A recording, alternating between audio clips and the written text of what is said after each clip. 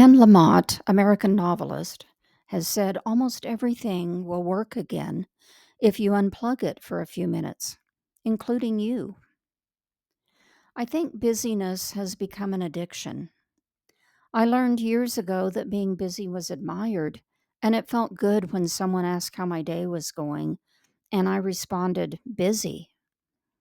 It made me feel important and needed. It's taken years to learn that I am important and needed, even when I'm not busy multitasking and filling every waking moment, working through a to do list, and attending to others' needs. Once those habits are developed, making changes that include solitude and quiet can be challenging. Yet, research tells us that doing so is in our best interests and helps us function more effectively and with less stress. I can't remember how often I've stressed out when something malfunctioned on my laptop. Since I work from home and no longer have the luxury of an easy phone call to the corporate computer gurus to fix the problem, I've spent hours exasperated trying to figure out how to get my computer or internet operational again. Then finally, I remember that I might try turning off the computer or unplugging the router for a few minutes. And nearly always, that gets me up and running again. What an easy thing to do. And why do I routinely forget what works? Getting unplugged, even for a few minutes, can initially be stressful because we've become so accustomed to having a smartphone in our hands at all times. A male patient admitted in a mindfulness meditation class that he would be unable to be without his phone for even 15 minutes. In years past, I could not unplug even on vacation. I always needed a landline at the cabin in the mountains for instant reachability. Now I'm relieved when there's no cell reception or television. There's such peace when I'm unplugged, as the days seem longer and progress slower without all the technological demands and intrusions.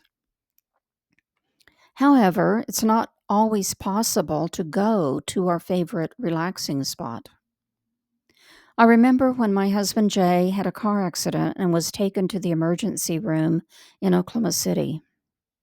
He had a long-standing history of being needle phobic due to childhood trauma.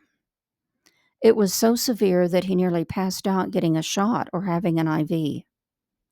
Of course, an IV was needed immediately at the ER.